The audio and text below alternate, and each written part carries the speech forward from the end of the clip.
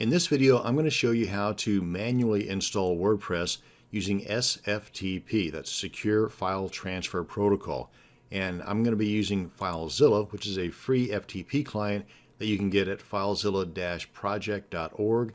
And this is, of course, if you don't already have an FTP client. But if you are going to use FileZilla and you get to this page, be sure to use the client download button, not the server, because you want client, not server. Now, in addition to the FTP client, we also need to head over to wordpress.org/download to download the most recent version of WordPress. And there's some additional goodies on this page too that you might want to bookmark for future reference. It might answer some questions that I may not cover during this video. Let's go ahead and download WordPress while we're here. Navigate to a location on your computer where you want to download that file to, and click on Save. That downloads it because it's only about 7 megabytes, so it shouldn't take too long. And let me give you a quick overview of what we're going to be doing here. We're downloading WordPress, which we've just done, and we want to unzip that download file, and I'll show you that here in just a second, because we want to upload the contents of that folder, not the folder itself. And while that's uploading to our server, we're going to create a database, and I'm going to do this using my cPanel control panel. And then once we build our database and we've got the files uploaded, we need to connect the two, and we do that through the install path, and we're going to demonstrate that here in just a second. Enter a few more details, and voila, our WordPress site is installed and ready to go. So let's get started. I've got the WordPress files downloaded, and they're in a zip file, so I would need to unzip that. And I use 7-Zip. It's a free extractor program. You might also have one that's already built into your computer, whether it's a Mac or a PC. So either way, 7-Zip is free. You can get that at 7-zip.org, I believe. Go ahead and extract that. And just paranoid me, I always check for viruses no matter who I download the file from. So we're good to go there. Now then, let's go ahead and open up our FTP client. And again, I'm using FileZilla. Over here on the left is my computer. Over here on the right is the server that we're going to be connecting to right now by way of sftp. And there's a couple of ways you can do this. I'm going to use the site manager, and I've already got mine set up, and I went to new site, entered this name, and then entered the information over here on the right, like the host name, the port, change the default FTP to sftp, change the default anonymous to normal, and entered the user and the password. Now, if you don't know what this stuff is, go ahead and contact your hosting service and ask them. Tell them what you're doing. You're installing WordPress on your server, and you're using sftp on FileZilla. What's the host name, the port, the username and password that I need to enter into those boxes to get connected? And also, while you have them on the line or on the email, ask them what the database host name is.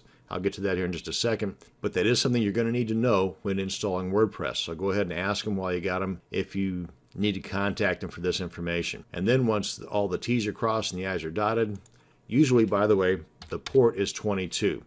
If it does not work, because it doesn't always work for me, I would just need to contact the hosting service and ask them what's the port for a secure connection. Click on Connect. And if all goes well, then over here on the right, you'll see the stuff that's inside of my server. Now, I'm going to be installing WordPress on the root directory, which in my case is public_HTML. I'm just going to double click on that, and here's where my files are going to go.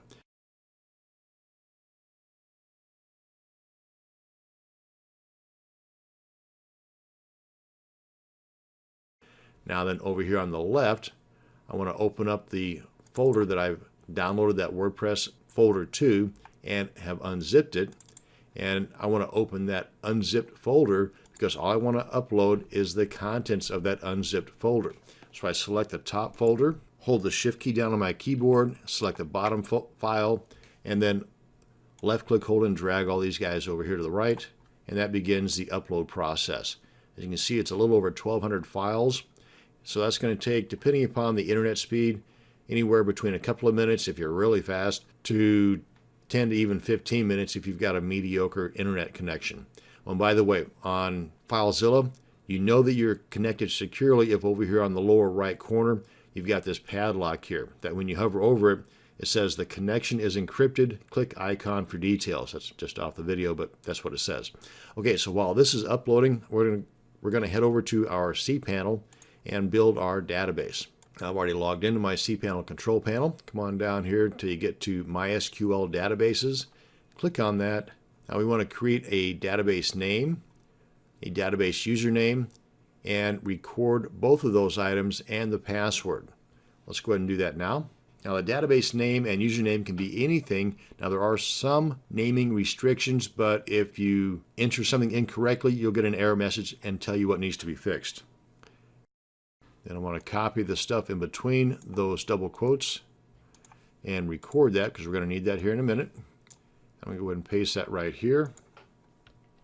Now for me, I always create my username to be exactly the same as my database name. That's just me. You don't have to do that, but that's just me. And for the password, I always use a password generator because it generates a nice strong password. So I want to copy that, check that box saying that I've done that, click on Use Password, click on Create User, and I want to paste that password before I forget it, and then click on Go Back. Now that we've got username and database created, we need to connect the two. Now if you've got multiple users and multiple databases, hit the drop-down box here, select the correct one. I only have the one. Click on Add. That's going to add the user to the database. Check the box next to All Privileges. Scroll down a bit, click on Make Changes, and we're done. We have successfully created our database, added the username to that, and we're good. So get this guy out of the way here. Let's bring back FileZilla, see how our upload's going. We're a little more than halfway done. But through the magic of video editing, this will only take another second. And we're finished. So now then we are done with FileZilla. Let's go ahead and open up our browser, open up a new tab, and we want to enter the install path. That's our domain name /wp-admin/install.php. That'll begin the installation process where we match together our WordPress install with our database. And if everything worked properly, we'll get this pop-up asking us to select the language we want our WordPress site to be in. I'm going to stick with English. Click on Continue. Tells you the stuff that you're going to need here in just a second. We've got all that right here. Database name, username, in my case it's the same, and the password. And go ahead and read over the rest of the stuff here, and then click on Let's Go. And here's the database host name that I was talking about earlier. More times than not, it's going to be localhost. But if it isn't, then find out from your hosting service what it is and put that in there. I go ahead and put in my database name, username, and password. And when you're copying and pasting like I am here, make sure that you're not copying any blank spaces or ghost characters because you will get an error message. And I always change the table prefix from the default WP underscore to anything else because the hackers know that by default that's what it is. And this is just one more way in which they can break into your WordPress site. So let's not make it easy for them. And then click on Submit. Oh, and by the way, also for another reason to change the table prefix is if you're going to be running multiple WordPress installations, but that's the makings of a different video altogether. So just for security reasons, change the table prefix. Click on Submit. And now then click on Run the Install.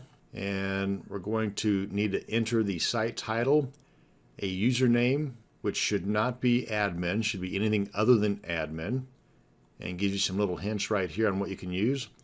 And we want to copy the username and the password onto our text document here, because we're going to need that to log in here in just a second. And you want to also enter an email address. Make sure the email address you have here is a good one that you will be able to access. And I always uncheck this box here until I'm done building my WordPress site. I don't want the search engines to index it. I don't want the world to know about my site until I want them to. And I'll show you here in a second how you can reactivate this inside of WordPress. So let's go ahead and enter these details and then click on Install WordPress. And that's my robo form that keeps popping up there. And if everything goes right, we get this. Now then, let's click on Login.